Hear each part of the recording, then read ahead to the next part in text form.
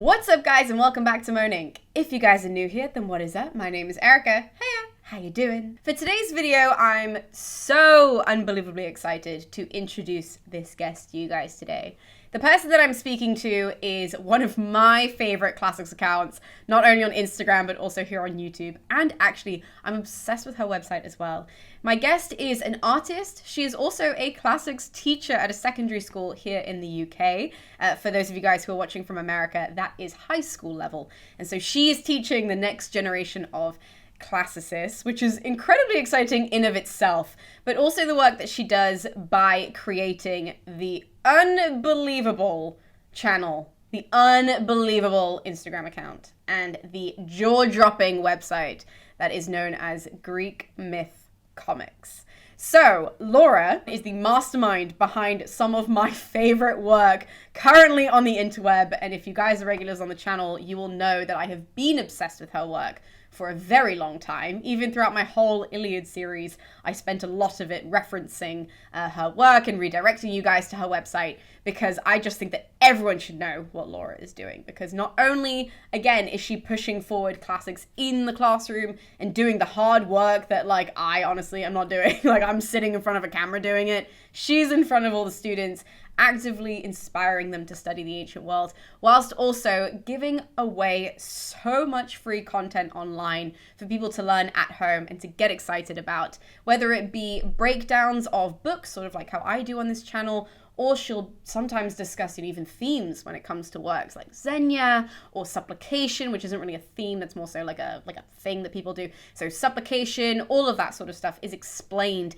through these really fun stick figure comics. Well, do you want to begin this chat, Laura, by telling us about your classics journey? Like your personal one before Greek Myth Comics comes to be, like how you discovered the subject and ended up teaching it. Okay, so I grew up in London, and there are a proliferation of amazing museums in London. And we didn't have a lot of money, so we went to museums a lot. And my parents were really keen. They'd emigrated to London in the 80s from Ireland. And so we spent a lot of time in the British Museum and the library.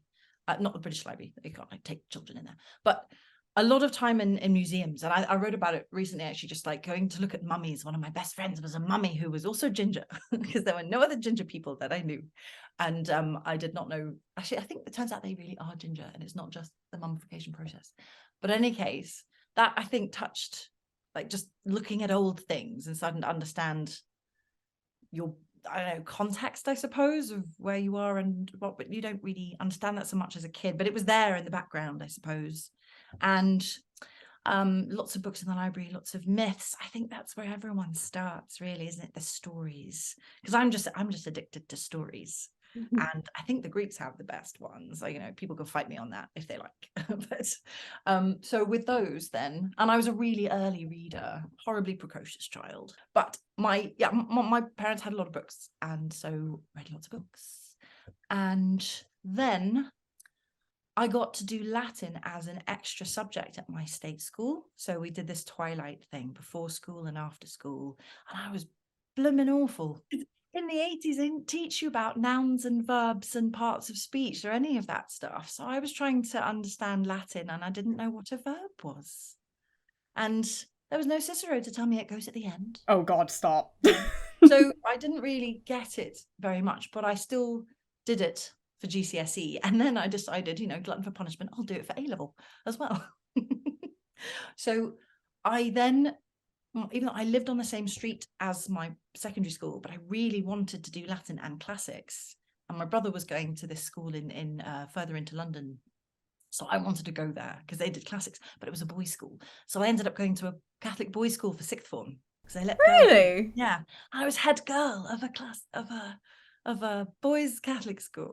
That's so cool. So I got to do classics, and it was amazing. And I actually got to study proper Latin texts, and then I decided I wanted to do it for degree, but I didn't have any Greek, and my Latin was really terrible. I got a B. Did I get a B? I got a B at A level. That's So it not wasn't terrible. I'm very good at common sense. Like that's a really good grade. No, it is a really good grade. I was amazed. I did not think I was going to get, but it wasn't. I had a place at Oxford and it wasn't good enough for Oxford, which was absolutely fine by me because Oxford was terrifying. And but I went to Durham because they said, oh, you want to do classics? In you come. I mean, and Durham is such a good school anyways, like.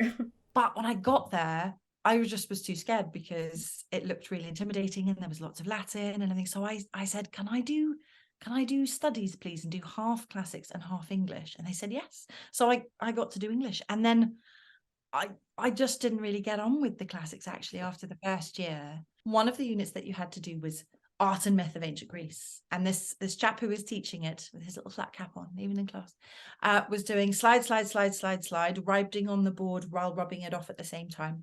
And then going, right, that was the art. Now to the myth. And he just went back to the beginning of the slides. Slide. There was the myth. And then the end of year exam. How are women presented in the Odyssey? Luckily, I had done that for A-level. So after that, I wasn't really that inspired. But I'd done enough to at least give me a bit of a leg up. So I ended up just doing English for the rest of my time and a bit of Old Norse and some children's book studies. And it was great, to be honest. It was really fun. But I didn't really come back to classics then until, my God, this is a long story, until I decided to train as a teacher. And then, having trained as an English teacher, a job came up and they wanted someone to teach English and classics. And then that was it. And now I just teach classics. So then how does all of this teaching and like your whole journey from being that kid at the museum and seeing the mummies and being like, oh my God, that's me, or like, that's my friend, that's so cute. How does that then end up becoming Greek myth comics? Like, how did you make that jump into then portraying it all in art? Well, I've always wanted to do more art, and my family are all artists. Every single one of them, all frustrated artists, and not that frustrated. My mum paints, my dad makes these amazing collages and does these interesting textures. My brother's an animator, and my sister paints portraits. And I used to do portraits, which is ironic now that I don't draw faces. But so we're all into the art, but you need to make some money in life, so no one was allowed to go down the art route. And I had this like New Year's resolution, I will draw more, and I bought a sketch pad, but I didn't know what to draw, and I thought, well, I should go with what I'm teaching because then it will be useful, because everything has to be useful. If you can turn something into a teaching resource, brilliant. So many just things brought from home turned into teaching resources. And so my class, I was teaching English and no, what was I think maybe I wasn't teaching English anymore, but I had been teaching English at the same school as I taught classics. And I said to the class, right, I want to draw a picture of something that will help you understand a concept that we've been doing. What concept have you been struggling with, either in this subject or in English? Because there's quite a lot of crossover, of course, with classical texts and the English literature text. And I think one of them said hamartia. Right, so the fatal flaw, as sometimes it's called in English lessons, or like so the journey of a tragic hero. So I went home and I drew it and I gave it to them the next day. And they're, oh yeah, okay, miss, this helps. And I didn't want to spend a million years on it, and I wanted it to get to the point. And I used to love drawing. I'm sure loads of people do this. You draw little stick men, and we should draw like to have a different pen each and do little like I'm gonna have red and you have green and blue, and then everyone draws like stick man battles. And one of my students, who is a proper animator now, very proud, Parham, he'd drawn around the same time a stickman version of Aristea, and I was like, this is what I was thinking of doing. And so I said, right, you want to be an animator, I want to draw more, I'll challenge you. You draw something and I'll draw something every week, and we'll put it on a website and see who does more, and we'll both end up with like a portfolio. And he drew that one thing, which I tease him back now, and then I kept going. So it was mostly just what we're learning right now, or what concepts might be useful to understand. And then I thought, well, I'm teaching the Odyssey and we're revising it, and they're struggling a bit because some of the questions in the exam. So I teach Key Stage 3, which is year 7, 8, 9. So that's the first 3 years of high school. And then Key Stage 4 is GCSE, years 10, 11, and then sixth form. Key Stage 5, sixth form anyway. So for GCSE, they were studying the Odyssey, certain books of it, and they still do. It's one thing that's always on the GCSE, which I love. Yeah, I did it for GCSE. Oh, I think it's so important. You have to have at least one ancient Homeric text. There used to be days when I would teach Odyssey, Iliad, and Aeneid, and those were amazing days. I loved those days, and now we teach ancient history, and I don't get to do that. I want to die sometimes because I miss it so much, but I still have my 5 books of the Odyssey. Yay! Milk that for all it's worth. So some of the questions that they have to do are give 5 details of what happens next, and it's normally a passage like he stops and he admires the view of, say, Circe's Island or Polyphemus, and you have to give all the details and things like that. They were really struggling with to remember the detail. Or it was what happens after the Cyclops falls asleep, and they always missed out little bits, like he falls on his back with his head to the side, and then he vomits, and then this, and they wanted that kind of details, a bit more a memory test really than literature questions, but still. So I started illustrating those little moments, and then just thought, let's just do the whole thing. So I did all the chapters that they were studying, and his tiny little scratchy comics on this tiny A5 little pad, which was useless. And then I would scan it on my phone, and then I'd have to spend ages editing it to make it actually visible because the lettering was terrible. And I fixed that now. I made my own font. But at some point I will actually finish that. I think also I really wanted to ask you, and this is purely just for me, like this is a question that I wanted to just see if I could get into your brain with a little bit.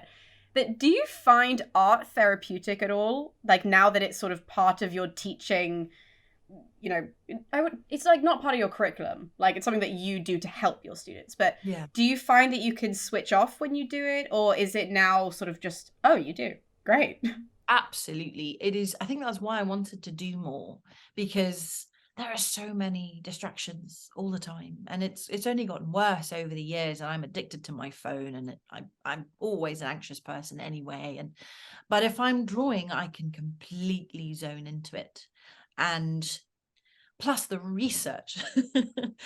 It wouldn't just be write it, draw it. It'd be write it. Oh, that's interesting. Go down a rabbit hole for about 2 hours, come back, try and include at least half of that detail, which was completely unnecessary in a comic strip. But it is, especially now that I've discovered color. I used to just do black and white and a bit of grayscale, purely because that made it easy to print. The whole idea was that they would be useful to everyone. Stick them on the website. Anyone can look at them. If you want to print them off, you can do that, or you can buy a PDF from me instead, but I don't mind.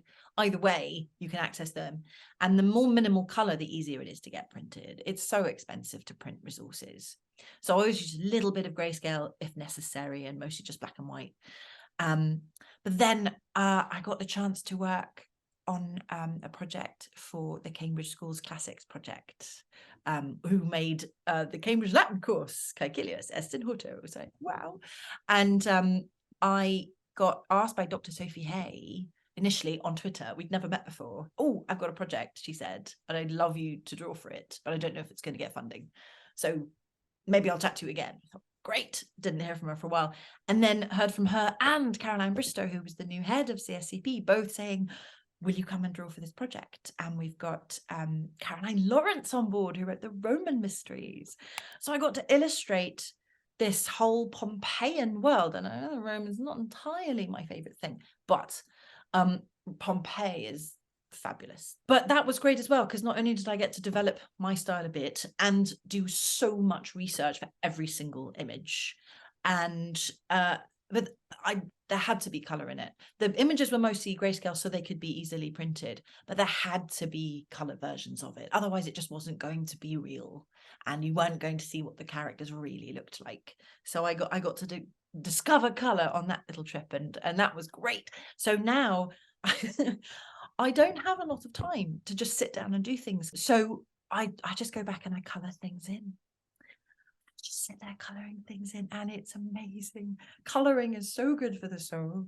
It's nicer when it's something you've drawn yourself, I think, but I have spent so much time coloring in lately, and it has done me the world of good after having a baby in lockdown and teaching part-time and moving house.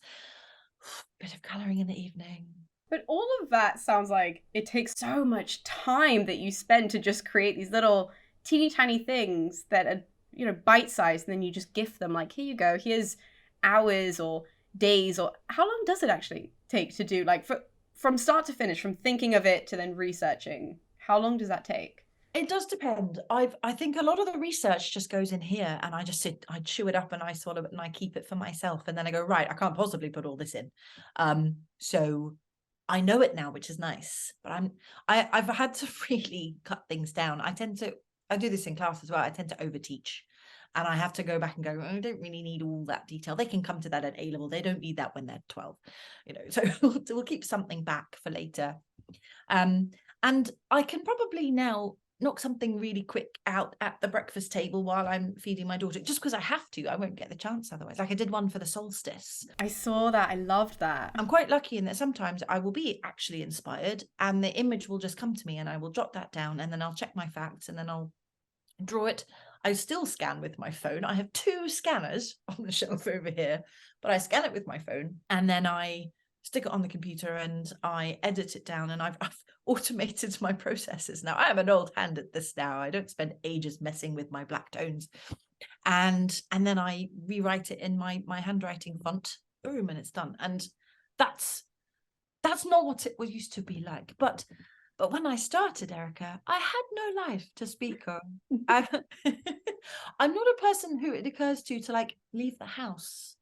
I will, yeah. You're preaching to the choir. And I will go, oh, I've finished work now. I don't have any marking. I can go till 2 or 3 a.m. just drawing Odyssey comics. That'll be fine. I'll totally wake up in the morning. No, do you know what? I better just not sleep. I'll just get up for work straight away, and then I went, you know, there was some, yeah. I think it was a sort of therapy in a way, as sometimes it is, just losing yourself in something so amazingly detailed. But I don't do that anymore because it's not really very healthy, and I don't have time. Well, you have so many different like formats of comics though. Like the chickens are one of them. You have the actual comic like strips where you do like the books of the Odyssey, like you were saying. And then you have the Trojan horse playset.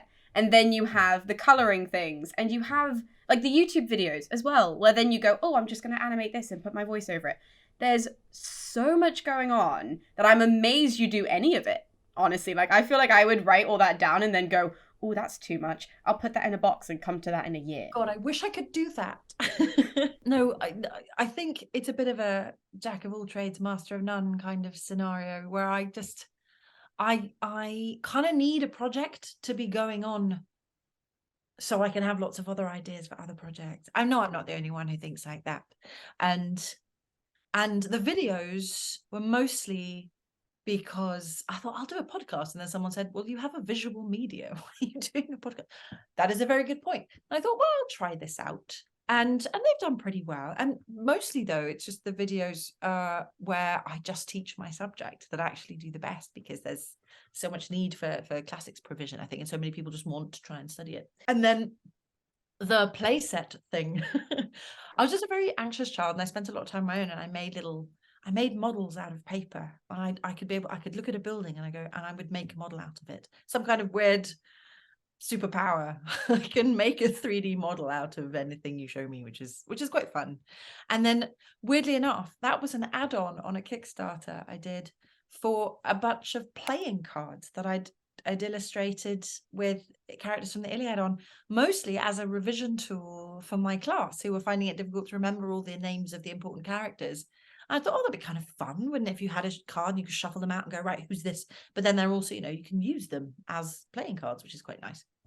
And so I did that. And then I thought, oh, what if I like did an add-on where you just build the entire Iliad? And I think it took me 2 days of just non-stop drawing. And suddenly I had this thing, and it was all in black and white, but it did kind of better than the actual playing cards in the end. And then lockdown happened, and I had my daughter. I was 5 months pregnant when we went into lockdown, so and I was just teaching all day, and then I had my daughter, and suddenly I had all this time because we weren't allowed to go out or do anything, and she slept a lot. So I suddenly built a 3D Knossos throne room.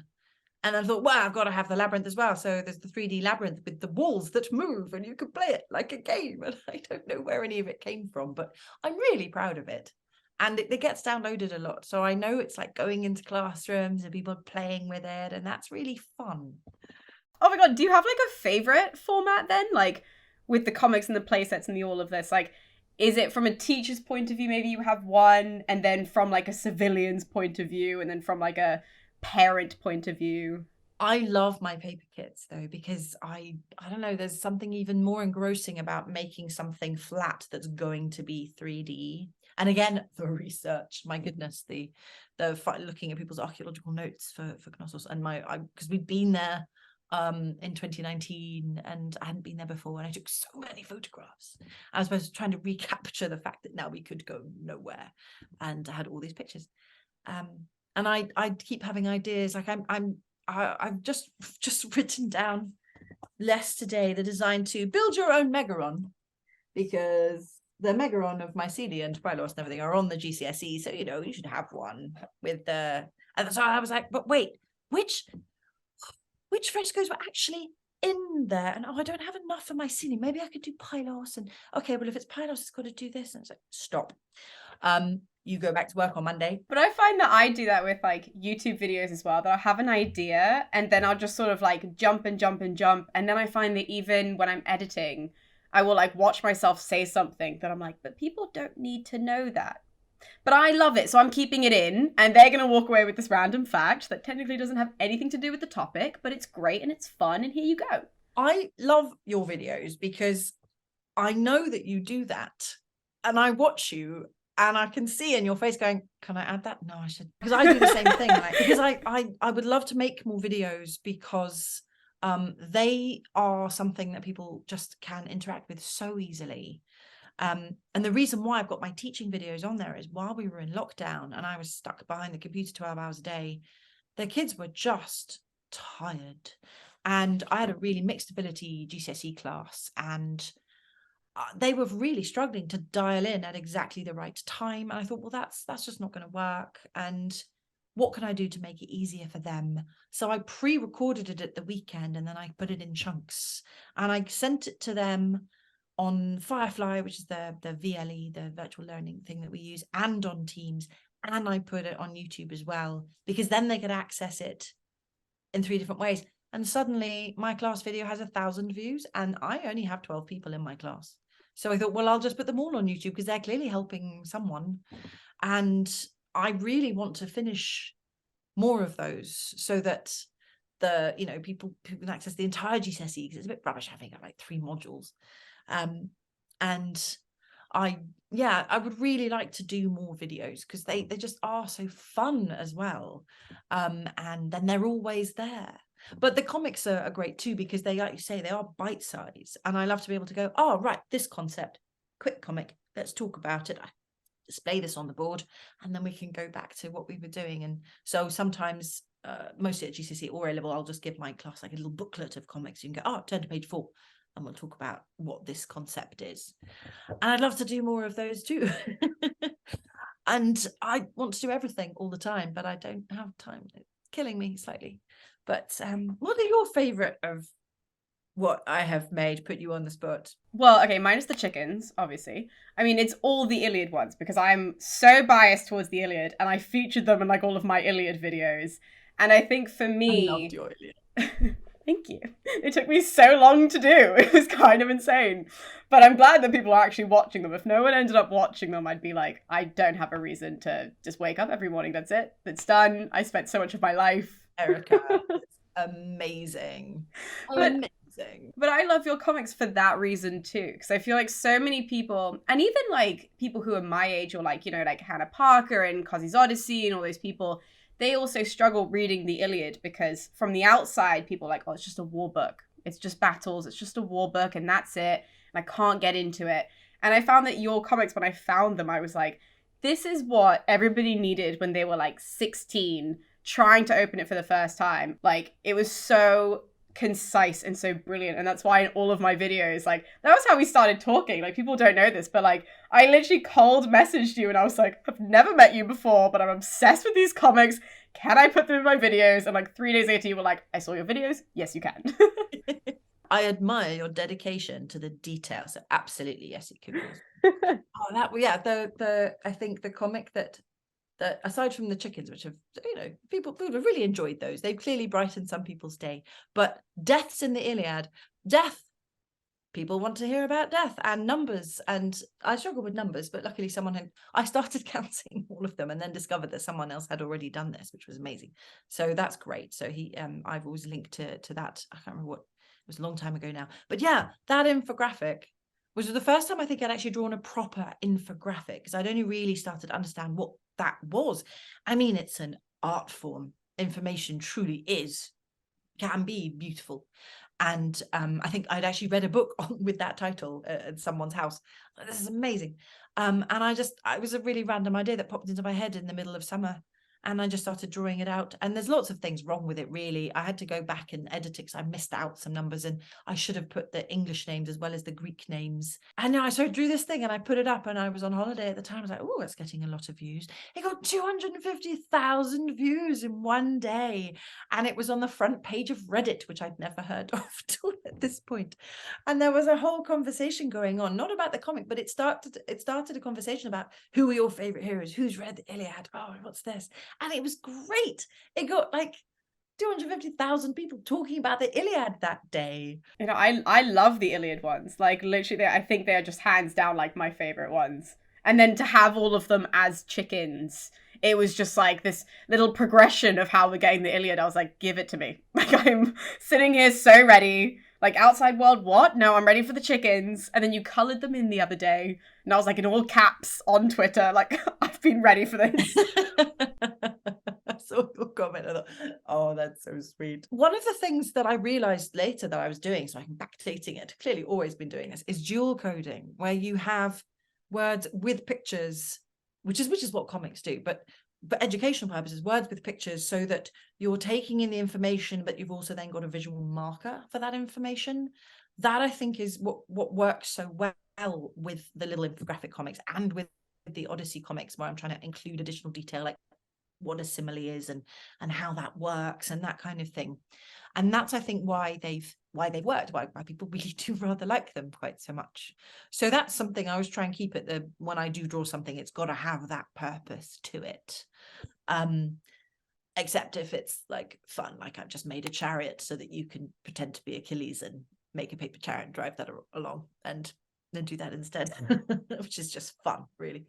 So fun and dual coding learning. Well, it's also about relating to, as well, like your audience, like obviously your audience are your students, but like figuring out who that is and then presenting the story or presenting the myth or the character in a way that they'll get. Like, that's what's important, is how they're going to react to it. So that doesn't surprise me at all, that like actually giving them comics, like, again, I would have loved that, but I read a lot of comics growing up.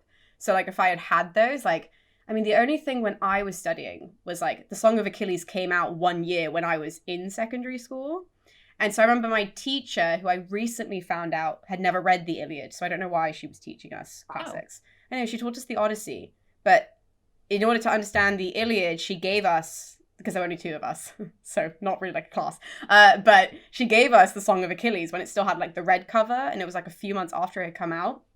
And so that was, I remember reading that after I read the Iliad, and I was like, oh, this isn't the Iliad. And now I can appreciate it for something different, obviously.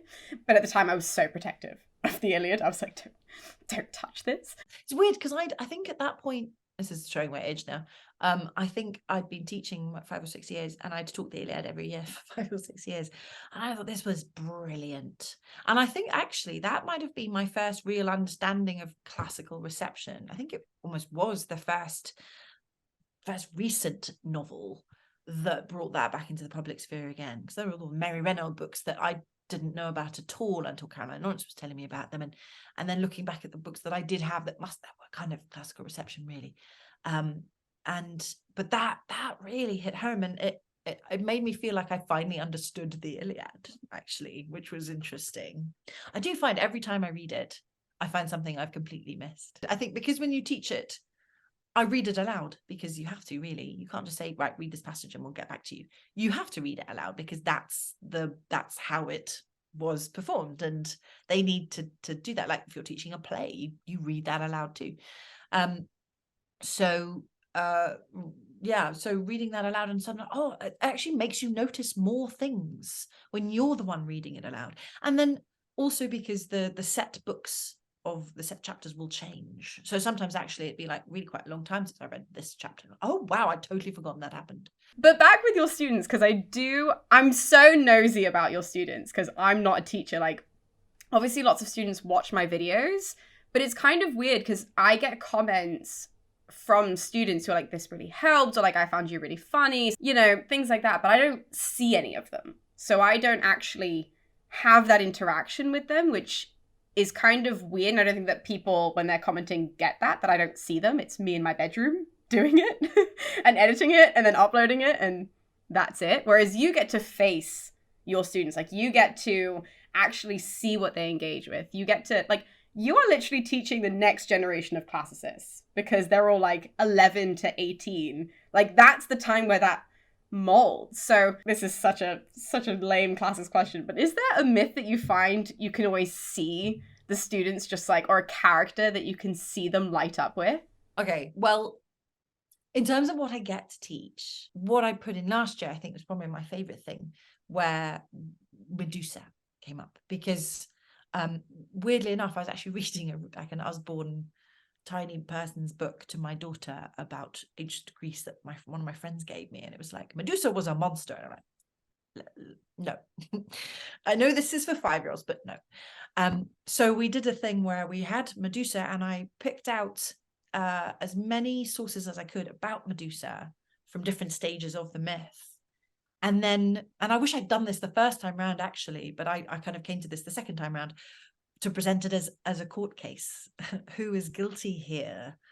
Is Perseus guilty of murdering an innocent woman who has distanced herself from all life because she's been turned into this thing? Or was she this beforehand? And was she actually a threat that he had to take out? And looking at when the different sources came out, as it were, is quite interesting, because I think, oh, okay, so that's actually changed to fit this version of the myth. Like if they're looking at Ovid, then that's very different to what's come before. So that I think was great, because everyone has a little handle on Medusa. They all think they know something about her, and those are always the ones where it's easier to get in. Like, I'm just really like fascinated because, again, sort of like, I think just sort of like bouncing ideas off you, because you are in front of students and I'm not, that like when Liv and I, because Liv is also in the same boat, when I met her in Greece, like we kind of bonded over that like neither of us see who we're talking to. So we come up with this idea of like how to package it for people who, in both of our instances, are sort of like our younger selves. So like what we needed at school. So I needed somebody to laugh about it. So that's what I do in all my videos, is this is ridiculous. Obviously it's important, but I'm like, I'm going to present it as funny because I needed that. And Liv went about it as, where were the women? So she targets it, even if she talks about, you know, men in mythology, it's always, well, where are the women in this story? I was always like curious, as like when you stand up in front of the classroom, do you think about that as well? Like, are you thinking like, what did I need when I was your age, and maybe try that out? Or that really is a great question, because I don't think I have grown up yet. I have a child now, so yes, I'm forced growing up, but my husband and I are very much just very big kids. We have an 8-foot projector screen on which we play video games, because that's what you can do when you're a grown up with an income. Indulge your inner child. And I came to comic books very, very late, because I was a big reader, so I read books. I didn't really know about comics until later, and I was very much picking them on style. Or art style rather than story. It was all about the art style, and then the story was almost secondary. Yeah, if I'm teaching, I'm kind of teaching for myself, and I've been teaching 16 years, and there's always several kids in every year who I think, I'm teaching to you because I know you are interested, and I know you know these things, so I will build on what that is, and then the rest of the class can follow, because not everyone has this knowledge, especially like when I'm teaching at Key Stage 3 and they're doing it because it's not Latin, because that's the other option. That was exactly what I did. I was in Latin and my teacher said, yeah, but you could do classics if you really don't like this.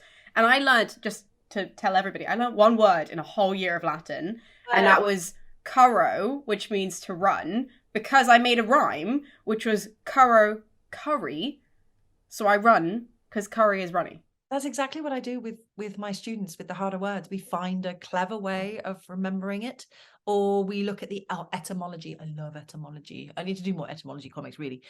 But finding an English word that it links back to, or even in other modern foreign languages that they study, which there's loads of link there, and they love that because it's association.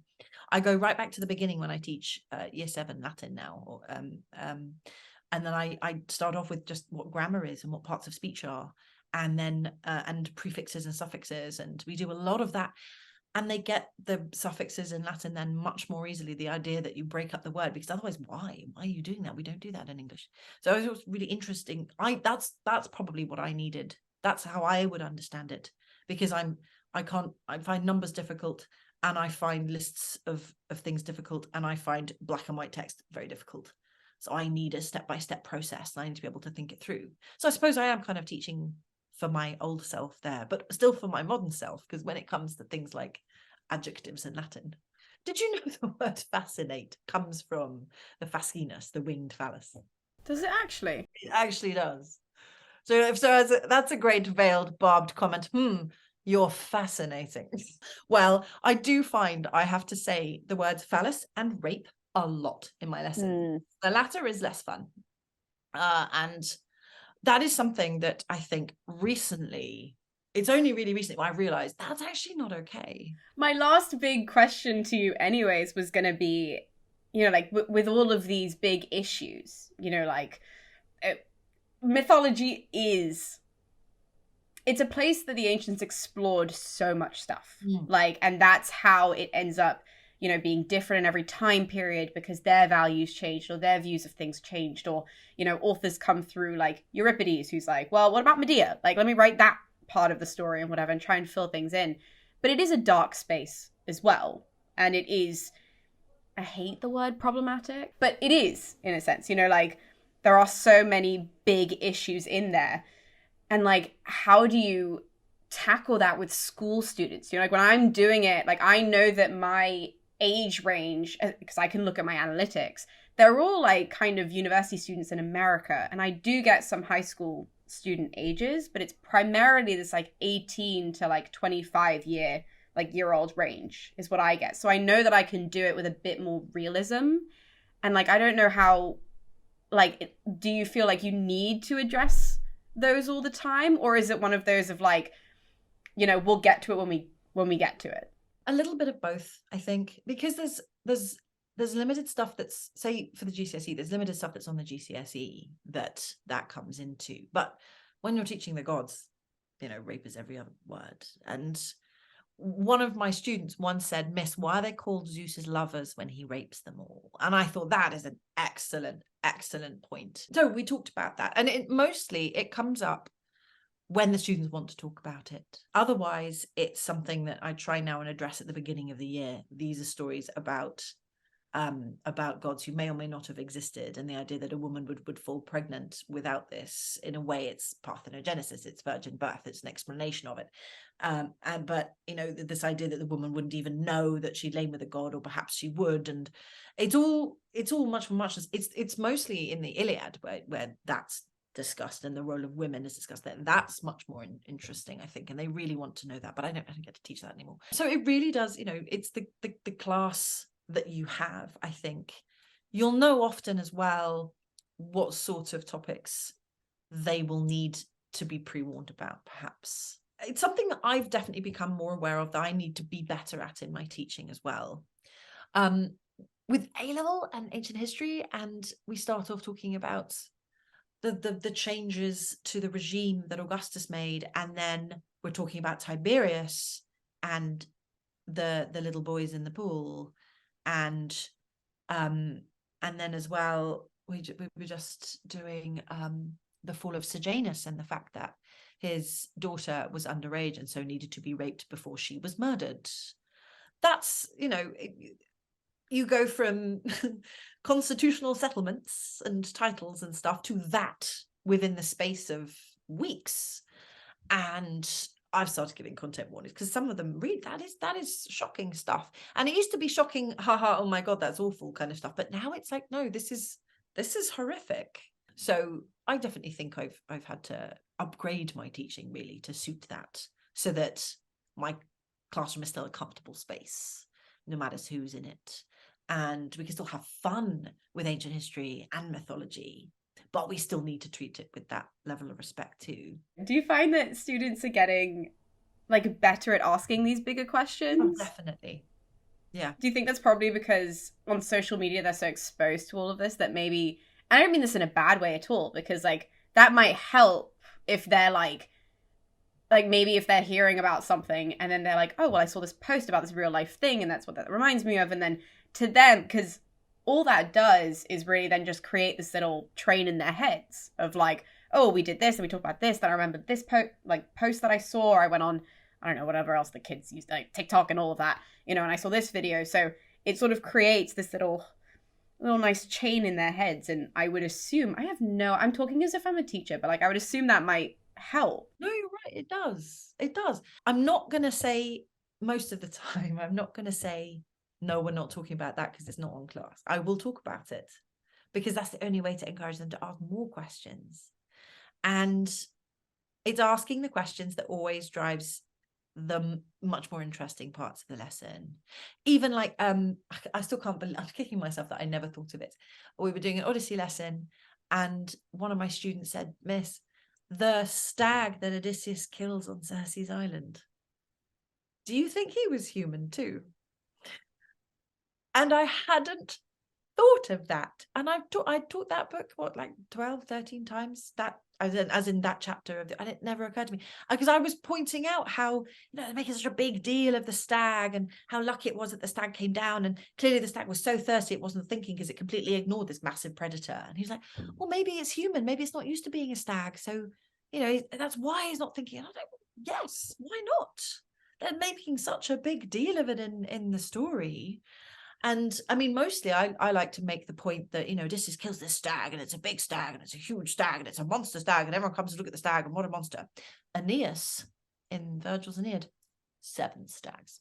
That's mostly the joke, the go-to joke that I have here, the one-upmanship of Virgil on Homer, just to make Aeneas vaguely interesting. But that was a lightning moment, and we had such a great discussion about it, and now the kids are not going to forget any of that. And in fact, I then went off and found a paper written about it. I asked on Twitter, has anyone else considered this? I'm sure someone has to have considered this, and people sent me links to things. It was great, and I read one, like, this is great. So I sent it to the students to read as a bit of stretch and challenge, and I'm sure not they all won't, but some of them will.